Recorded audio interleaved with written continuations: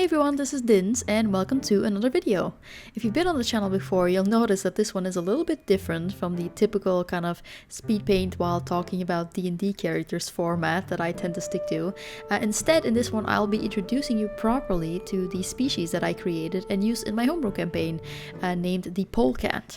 Considering there were Polecat characters in the last two videos that I made, I figured it was about time to give you a proper introduction, so that maybe if you're interested, you can use the Polecat in your own games as well. In this video, I'll of course tell you all about their in-game statistics as well as their lore, but I will start by briefly tackling the base concept, or rather the intent behind their design. And of course it wouldn't be an art channel without it, so in the background while I'll talk, you'll see me chipping away at a new illustration for the PDF and the D&D Beyond page, which of course you'll both find linked below in the description. So without further ado, let's just jump right in. So of course, as we all know, D&D comes with a very wide range of species, or races, as they're still called in D&D 5e to my knowledge.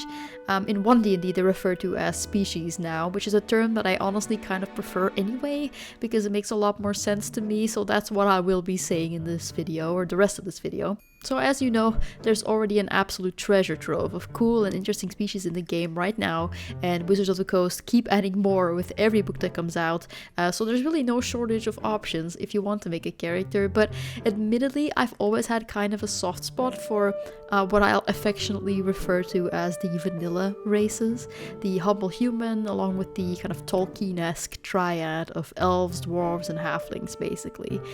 They're so ingrained in our culture that you can really put them in any kind of story or setting and they don't feel out of place at all, but it is in this triad that I feel like there's kind of a niche for a tall race, a counterpart to the halfling basically, and that's exactly what I was aiming for with the Polecat.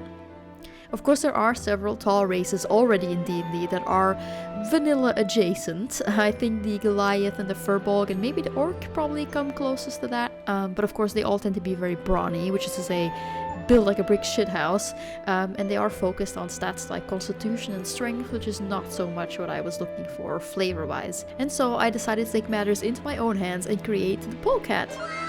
They're a tall, slender, mobility-oriented species that has the kind of simple, neutral design that, at least in my eyes, makes it very easy to slot them into any kind of story. And now I'm going to tell you all about them, so buckle up as we're going to dive right into the details. As you can see, the most striking trait of the Polecat, and the one that you'll probably notice right away, is their remarkable height, around 7 feet on average, going up to as high as 8. They are on average slender and kind of gangly, with long limbs and fingers, although of course they come in as many shapes and sizes as humans do. They tend to look a little bit more androgynous than humans, but unlike elves for instance, they do have distinguishing features like facial hair. Polecats have pointed ears, like elves, although they are quite small and fully mobile as well, so they can rotate them to tune into all kinds of interesting noises around them. They also have a rather flat nose bridge that connects directly to the brow bone, and a thin upper lip with a split philtrum, that's a little kitty mouth thing that they've got going on, which gives them their tremendous sense of smell, and also their nickname of course, which is both a type of weasel I think, and a nod to the fact that they look like long cat personified really. Polecat is what they're known as in common, but they do have their own language, which is a variant of giant, and in that language they refer to themselves as Loi, meaning kindred, or Finilash, meaning family. So that's some trivia for you if you want to make a Polecat character. The Polecat is mostly inspired by these typical lanky savanna-dwelling animals like cheetahs, giraffes, even meerkats. So they're these tall, gentle herbivores with a very curious and sociable nature that was once fully nomadic actually. They used to travel around in these small, tight-knit familial groups, foraging all across the land with the help of their keen senses and their long reach, but of course that was a very long time ago. Eventually they did come to settle basically all over the world, living in close proximity with various other species and social groups, which has resulted in the Polecat species becoming incredibly diverse themselves. Their culture and even their appearance are influenced by the specific little tribe that they descend from, as well as the various other species they've come into contact with over their life. So, two Polecats taken from different families, even in similar areas of the world, can nevertheless differ greatly from each other, which I guess is not that different from humans. Many polecats still have that typical wanderlust inside of them and maintain a nomadic existence even to this day, often in small groups. So think traveling merchants or trade caravans, groups of circus performers that go from place to place, shepherds raising migrating animals, researchers traveling the world, adventuring parties, also not unimportant.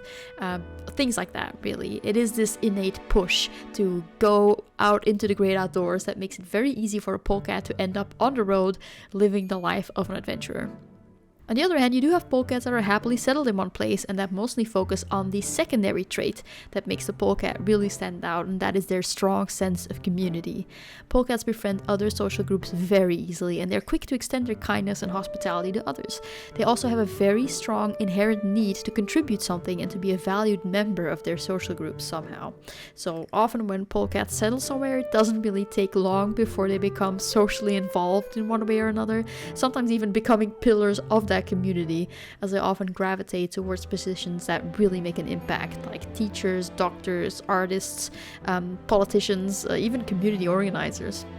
Polecats, as I've mentioned, are about as far as you can get from a monolith. They come in various shapes and sizes, the same way humans do, which also means that they can have just about any alignment. Just because they take care of their own and want to contribute meaningfully doesn't mean that they have to be lawful or good. After all, you can't really argue that the leader of the Thieves Guild, for instance, doesn't have an impact on the community. Now, with all of the fundamentals out of the way, let's get down to the actual brass tacks and talk about the stats. I know that Monsters of the Multiverse handles species traits slightly differently than the traditional player's handbook. It no longer mentions stuff like alignment or ability score increases in the species profiles, as they're no longer tied to the species that you pick in that book. And I guess that's an optional rule that anyone can use now. But for this video specifically, I will still provide you with that information anyway, just in case. And of course, also because I made the polecat way before that book came out, so I wrote it, may as well use it. In any case, let's just dive right in. The polecat counts as a medium-sized creature, although as I mentioned before, their average height is around 7 feet, up to 8. Age-wise, they're slightly shorter lived than humans, about 75 years on average, which is a little shorter than the century that D&D claims humans tend to live, but they do mature faster and are already more developed at birth than the average human, so think like a slightly awkward baby giraffe. That's kind of the vibe they've got going on when they're young. The polecat's main traits can be divided into 3 categories: mobility, perception, and versatility. In terms of mobility, for one thing, they get a +2 increase to dexterity, as well as a +1 increase to any ability score of your choosing.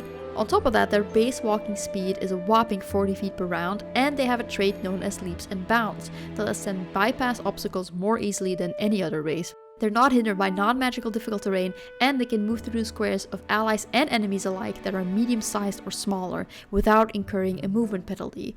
Although of course they still take opportunity attacks if they don't disengage first or have a feat or class feature to prevent that.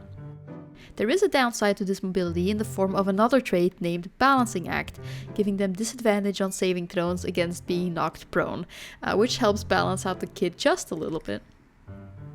The second category of traits revolve around perception. To that effect, they naturally have 60 feet of dark vision, like so many species in D&D, the mandatory 60 feet dark vision. But on top of that, they also have environmental awareness, giving them inherent proficiency in the perception skill. The third category of traits revolves around versatility. As I already mentioned, they get a +1 increase to any score of their choosing on top of their +2 dex, and they have skill versatility as well, so they gain proficiency in 2 skills of your choice. As for language, besides Common, they also speak Giant and any third language of your choosing. And that's it for the stats.